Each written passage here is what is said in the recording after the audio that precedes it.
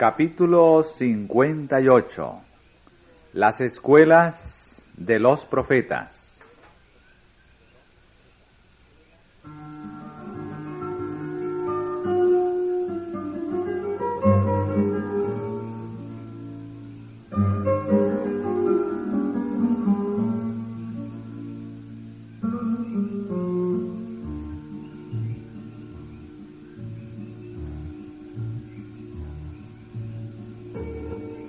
El Señor mismo dirigía la educación de Israel. Sus cuidados no se limitaban solamente a los intereses religiosos de ese pueblo.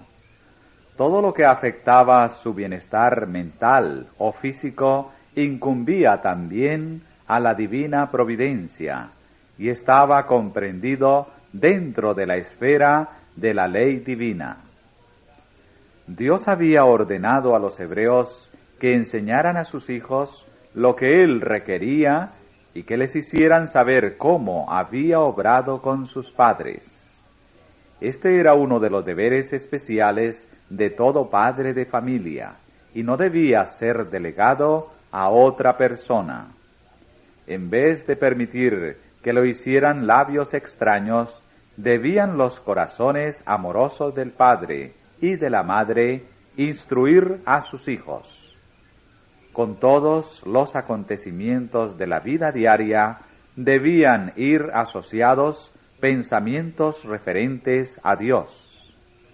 Las grandes obras que Él había realizado en la liberación de su pueblo y las promesas de un Redentor que había de venir debían relatarse a menudo en los hogares de Israel.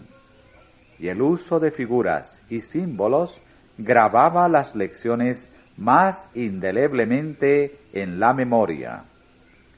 Las grandes verdades de la providencia de Dios y la vida futura se inculcaban en la mente de los jóvenes.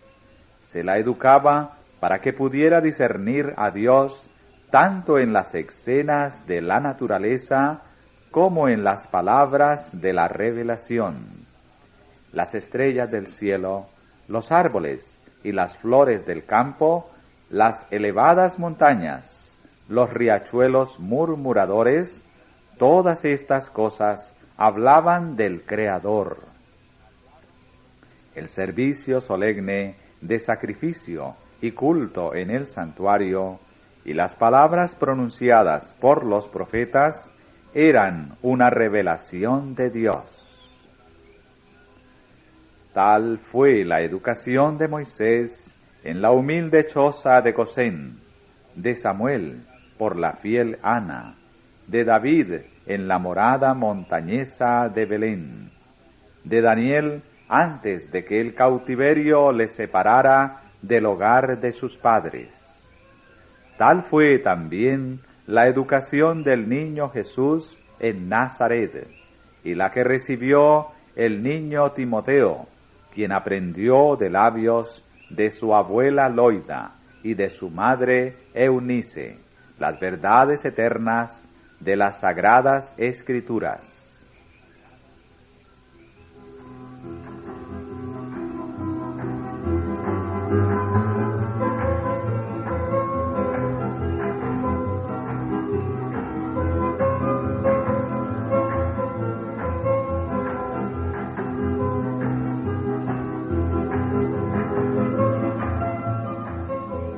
Mediante el establecimiento de las escuelas de los profetas, se tomaron medidas adicionales para la educación de la juventud.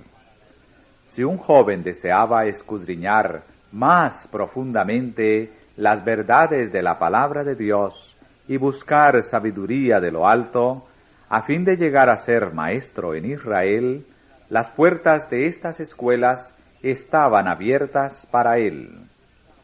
Las escuelas de los profetas fueron fundadas por Samuel para servir de barrera contra la corrupción generalizada, para cuidar del bienestar moral y espiritual de la juventud y para fomentar la prosperidad futura de la nación, supliéndole hombres capacitados para obrar en el temor de Dios como jefes y consejeros.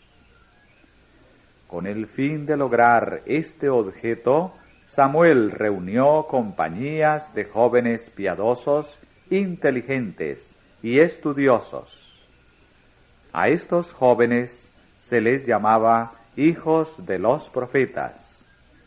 Mientras tenían comunión con Dios y estudiaban su palabra y sus obras, se iba agregando sabiduría del cielo a sus dones naturales.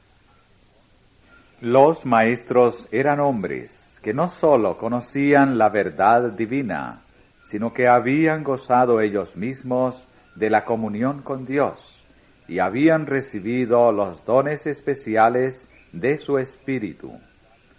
Gozaban del respeto y la confianza del pueblo, tanto por su saber como por su piedad.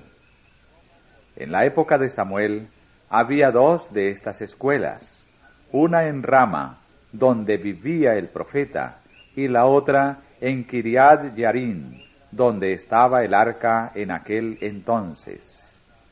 Se establecieron otras en tiempos ulteriores. Los alumnos de estas escuelas se sostenían cultivando la tierra o dedicándose a algún trabajo manual. En Israel, esto no era considerado extraño ni degradante. Más bien, se consideraba un crimen permitir que los niños crecieran sin que se les enseñara algún trabajo útil.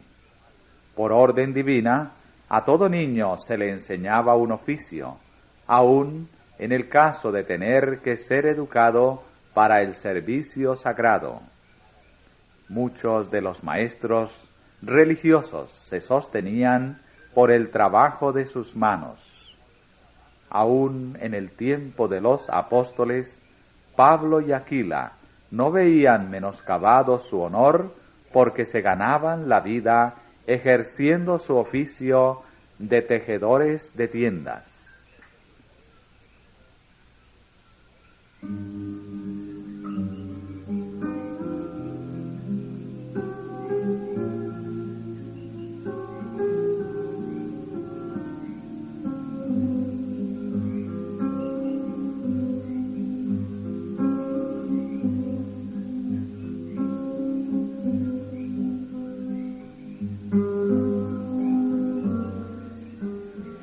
Las asignaturas principales de estudio en estas escuelas eran la ley de Dios, con las instrucciones dadas a Moisés, la historia sagrada, la música sagrada y la poesía. Los métodos de enseñanza eran distintos de los que se usan en los seminarios teológicos actuales, en los que muchos estudiantes se gradúan teniendo menos conocimiento de Dios y de la verdad religiosa que cuando entraron. En las escuelas de antaño, el gran propósito de todo estudio era aprender la voluntad de Dios y la obligación del hombre hacia Él. En los anales de la historia sagrada se seguían los pasos de Jehová, se recalcaban las grandes verdades presentadas por los símbolos o figuras y la fe trababa del objeto central de todo aquel sistema, el Cordero de Dios, que había de quitar el pecado del mundo. Se fomentaba un espíritu de devoción. No solamente se les decía a los estudiantes que debían orar, sino que se les enseñaba a orar, a aproximarse a su Creador, a ejercer fe en Él, a comprender y obedecer las enseñanzas de su Espíritu. Intelectos santificados sacaban del tesoro de Dios cosas nuevas y viejas, y el Espíritu de Dios se manifestaba en profecías y cantos sagrados. Se empleaba la música con un propósito santo, para elevar los pensamientos hacia aquello que es puro, noble y enaltecedor, y para despertar en el alma la devoción y la gratitud hacia Dios.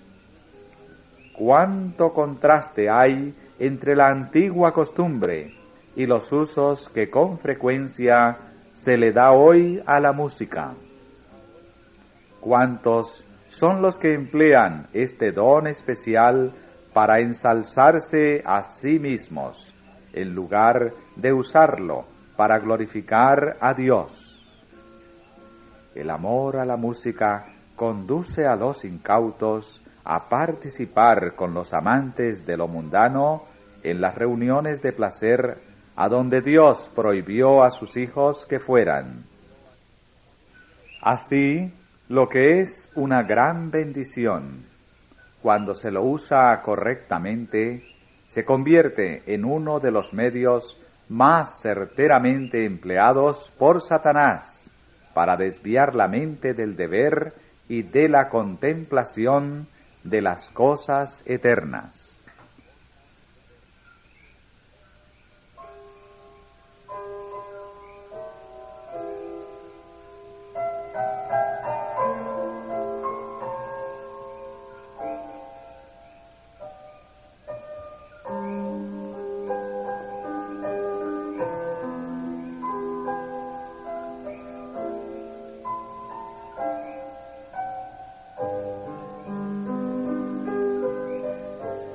La música forma parte del culto tributado a Dios en los atrios celestiales, y en nuestros cánticos de alabanza debiéramos procurar aproximarnos tanto como sea posible a la armonía de los coros celestiales.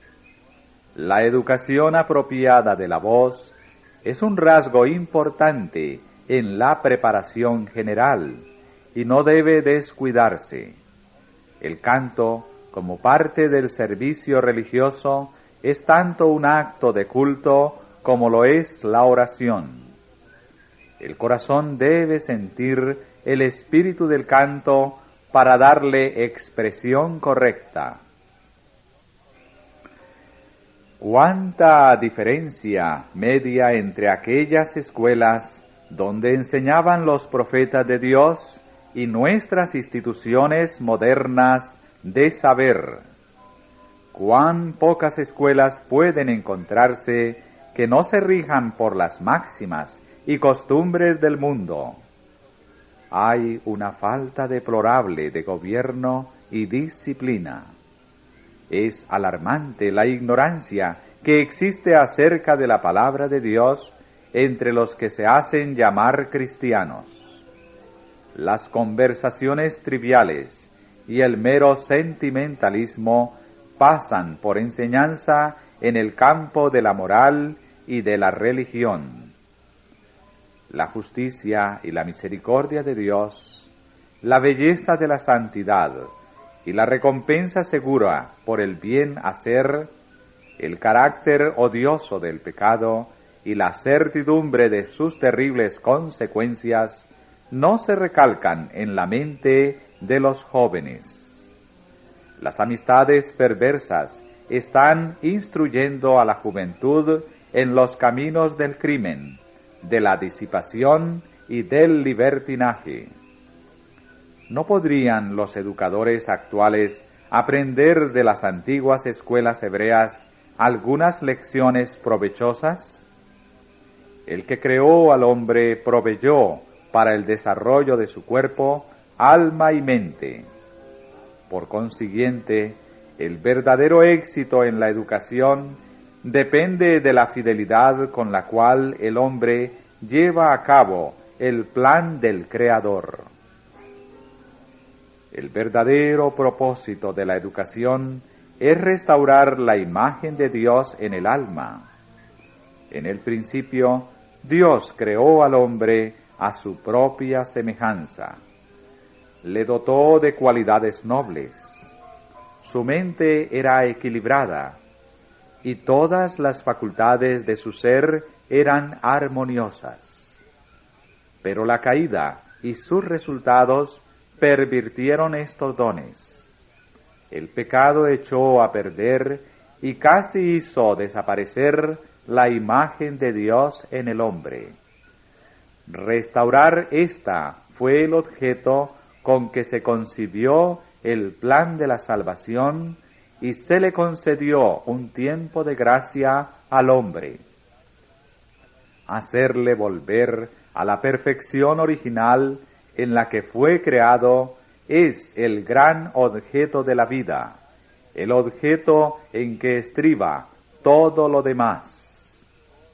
Es obra de los padres y maestros en la educación de la juventud cooperar con el propósito divino, y al hacerlo son coadjutores de Dios.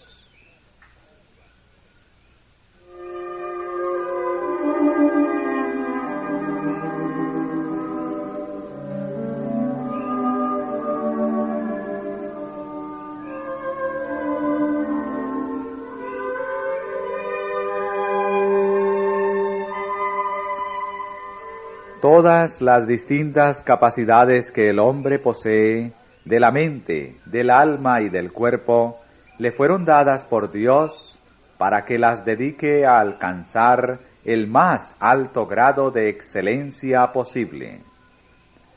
Pero esta cultura no puede ser egoísta ni exclusiva, porque el carácter de Dios, cuya semejanza hemos de recibir, es benevolencia y amor. Toda facultad y todo atributo con que el Creador nos haya dotado deben emplearse para su gloria y para el ennoblecimiento de nuestros semejantes. Y en este empleo se halla la ocupación más pura, más noble y más feliz. Si se concediera a este principio la atención que merece por su importancia, se efectuaría un cambio radical en algunos de los métodos corrientes de enseñanza. En vez de despertar el orgullo, la ambición egoísta y un espíritu de rivalidad, los maestros procurarían evocar un sentimiento de amor a la bondad, a la verdad y a la belleza. Harían desear lo excelente. El alumno se esforzaría por desarrollar en sí mismo los dones de Dios, no para superar a los demás, sino para cumplir el propósito del Creador y recibir su semejanza. En vez de ser encauzado hacia las meras normas terrestres o movido por el deseo de exaltación propia que de por sí empequeñece y rebaja, el espíritu sería dirigido hacia el Creador para conocerle y llegar a serle semejante. El temor de Jehová es el principio de la sabiduría, y la ciencia de los santos es inteligencia. La formación del carácter es la gran obra de la vida, y un conocimiento de Dios, el fundamento de toda educación verdadera. Impartir este conocimiento y amoldar el carácter de acuerdo con él debe ser el propósito del maestro en su trabajo. La ley de Dios es un reflejo de su carácter. Por esto dice el salmista: todos tus mandamientos son justicia, y de tus mandamientos he adquirido inteligencia. Dios se nos ha revelado en su palabra y en las obras de la creación. Por el libro de la inspiración y el de la naturaleza hemos de obtener un conocimiento de Dios. Una ley del intelecto humano hace que se adapte gradualmente a las materias en las cuales se le enseña a espaciarse. Si se dedica solamente a asuntos triviales, se atrofia y se debilita. Si no se le exige que considere problemas difíciles, pierde con el tiempo su capacidad de crecer. Como instrumento educador, la Biblia no tiene rival. En la palabra de Dios, la mente halla temas para la meditación más profunda y las aspiraciones más sublimes. La Biblia es la historia más instructiva que posean los hombres. Proviene directamente de la fuente de verdad eterna, y una mano divina ha conservado su integridad y pureza a través de los siglos. Ilumina el lejano pasado más remoto, donde las investigaciones humanas procuran en vano penetrar.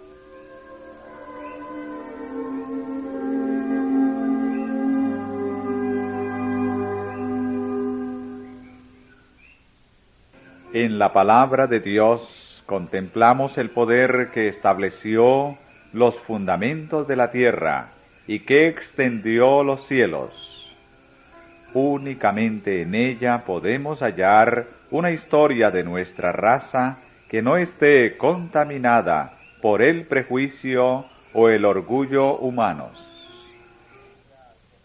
En ella se registran las luchas, las derrotas y las victorias de los mayores hombres que el mundo haya conocido jamás. En ella se desarrollan los grandes problemas del deber y del destino. Se levanta la cortina que separa el mundo visible del mundo invisible, y presenciamos el conflicto de las fuerzas encontradas del bien y del mal, desde la primera entrada del pecado hasta el triunfo final de la rectitud y de la verdad. Y todo ello no es sino una revelación del carácter de Dios. En la contemplación reverente de las verdades presentadas en su palabra, la mente del estudiante entra en comunión con la mente infinita. Un estudio tal no sólo purifica y ennoblece el carácter, sino que inevitablemente amplía y fortalece las facultades mentales. Las enseñanzas de la Biblia influyen en forma vital sobre la prosperidad del hombre en todas las relaciones de esta vida. Desarrolla los principios que son la base de la prosperidad de una nación, principios vinculados con el bienestar de la sociedad y que son la salvaguardia de la familia, principios sin los cuales ningún hombre puede alcanzar utilidad, felicidad u honra en esta vida, ni asegurarse la vida futura inmortal. No hay posición alguna en esta vida, ni fase alguna de la experiencia humana para la cual la enseñanza de la Biblia no constituya una preparación indispensable.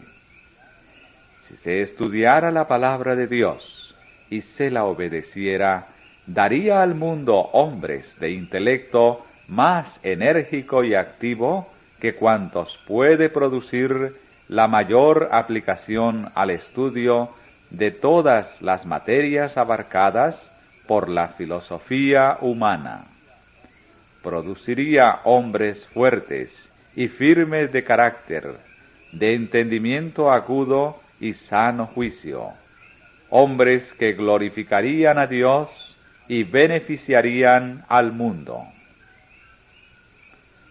Por el estudio de las ciencias, también hemos de obtener un conocimiento del Creador.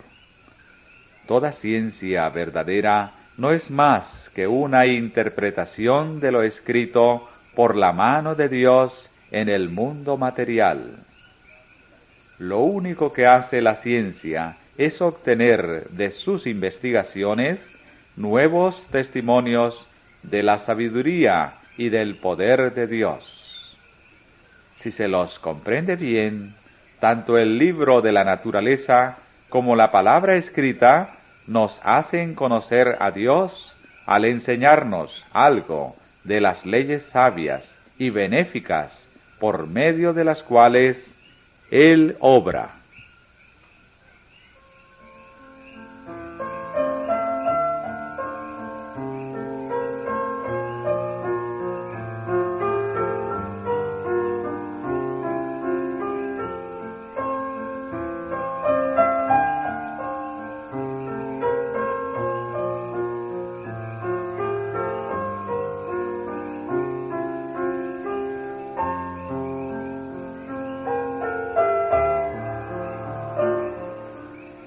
Se debe inducir al estudiante a ver a Dios en todas las obras de la creación. Los maestros deben imitar el ejemplo del gran maestro, quien de las escenas familiares de la naturaleza sacaba ilustraciones que simplificaban sus enseñanzas y las grababan más profundamente en los corazones de sus oyentes.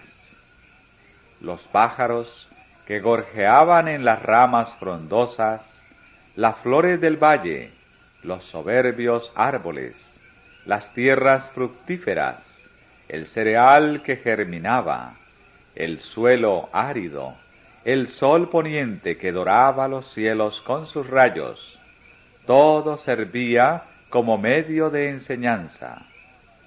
Él relacionaba las obras visibles del Creador con las palabras de vida que pronunciaba, para que cada vez que estos objetos se presentaran a los ojos de sus oyentes, éstos recordaran las lecciones de verdad con las cuales las había vinculado. El sello de la Deidad, manifestado en las páginas de la revelación, se ve en las altas montañas, los valles fructíferos y en el ancho y profundo océano. Las cosas de la naturaleza hablan al hombre del amor de su Creador. Por señas innumerables en el cielo y en la tierra, nos ha unido consigo. Este mundo no consiste solo en tristeza y miseria. Dios es amor.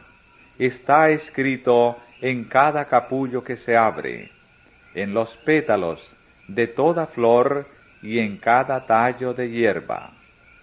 Aunque la maldición del pecado ha hecho que la tierra produzca espinos y cardos, hay flores en los cardos, y las espinas son ocultadas por las rosas. Todas las cosas de la naturaleza atestiguan el cuidado tierno y paternal de nuestro Dios, y su deseo de hacer felices a sus hijos. Sus prohibiciones y mandamientos no se destinan solamente a mostrar su autoridad, sino que en todo lo que hace procura el bienestar de sus hijos. No exige que ellos renuncien a nada que les convendría guardar. La opinión prevaleciente en algunas clases de la sociedad de que la religión no favorece el logro de la salud o de la felicidad en esta vida es uno de los errores más perniciosos. La Sagrada Escritura dice: el temor de Jehová es para vida, y con él vivirá el hombre, lleno de reposo, no será visitado de mal. ¿Quién es el hombre que desea vida, que codicia días para ver bien? Guarda tu lengua de mal, y tus labios de hablar engaño. Apártate del mal, y haz el bien. Busca la paz, y síguela. Las palabras de la sabiduría son vida a los que las hallan, y medicina a toda su carne.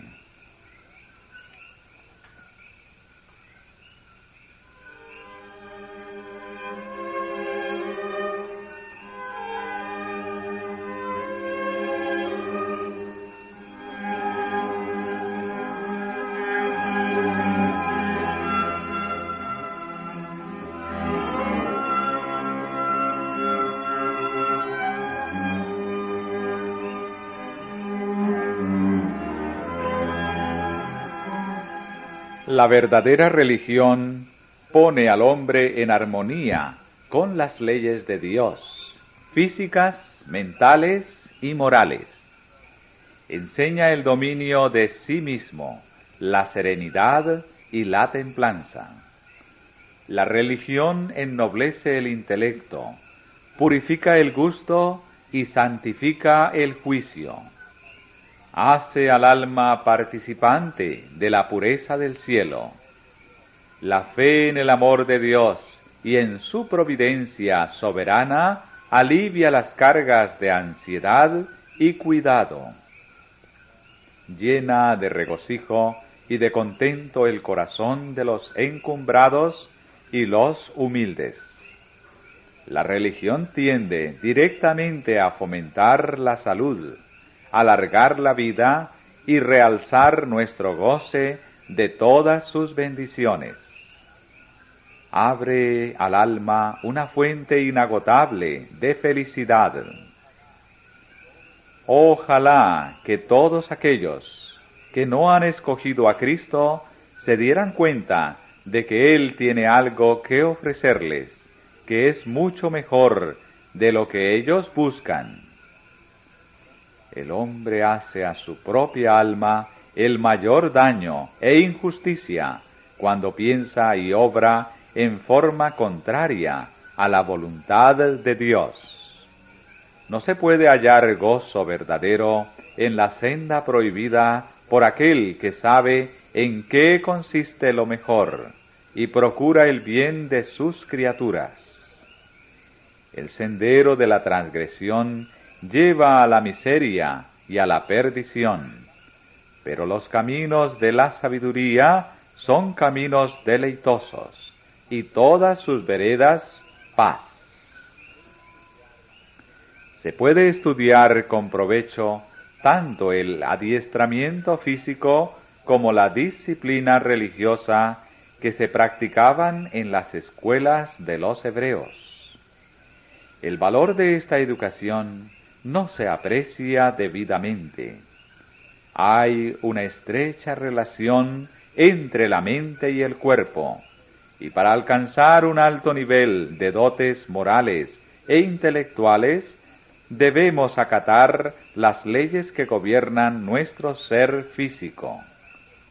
Para alcanzar un carácter fuerte y bien equilibrado, deben ejercitarse y desarrollarse nuestras fuerzas, tanto mentales como corporales.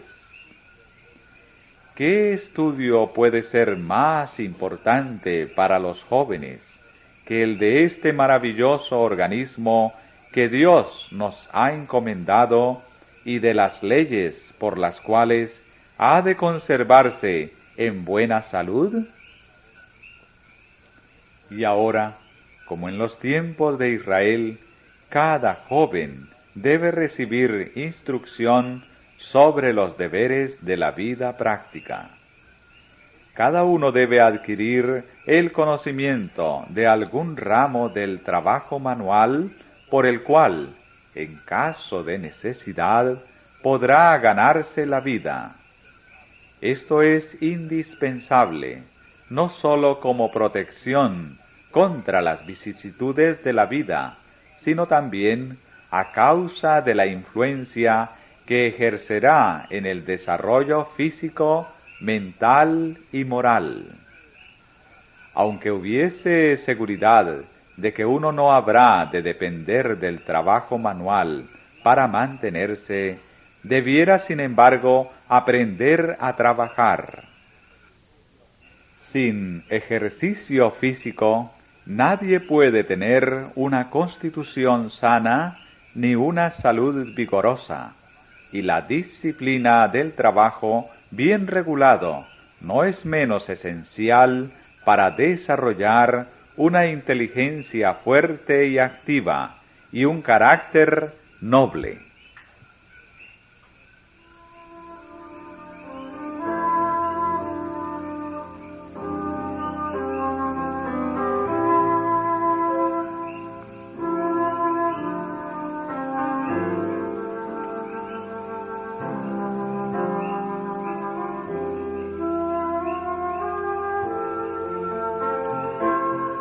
todo estudiante debiera dedicar una porción de cada día a un trabajo físico activo. Así se adquirirían hábitos de aplicación y laboriosidad, y se formaría un espíritu de confianza propia, al mismo tiempo que se escudaría al joven contra muchas prácticas malas y degradantes, que tan a menudo son los resultados del ocio. Todo esto cuadra con el fin principal de la educación, porque al estimular la actividad, la diligencia y la pureza, nos ponemos en armonía con el Creador. Los jóvenes deben ser inducidos a comprender el propósito de su creación, que es honrar a Dios y beneficiar a sus semejantes. Hágaseles ver el tierno amor que nuestro Padre Celestial ha manifestado y el alto destino para el cual la disciplina de esta vida los ha de preparar, la dignidad y el honor a los cuales están llamados, a saber, ser hijos de Dios, y millares se apartarán con desprecio y repugnancia de los propósitos bajos y egoístas y de los placeres frívolos que hasta ahora les han absorbido. Aprenderán a odiar y evitar el pecado, no meramente por la esperanza de la recompensa o por el miedo al castigo, sino por un sentido de su vileza inherente, porque degradaría las facultades que Dios les ha dado, mancharía su carácter de seres humanos semejantes a Dios. Dios no ordena que los jóvenes tengan menos aspiraciones. Los rasgos de carácter que dan éxito y honores a un hombre entre sus semejantes, el deseo inextinguible de algún bien mayor, la voluntad indomable, los esfuerzos arduos, la perseverancia incansable, no deben eliminarse. Por la gracia de Dios, deben encauzarse hacia fines que superen los intereses egoístas y temporales, como los cielos son más altos que la tierra. Y la educación comenzada en esta vida continuará en la vida venidera.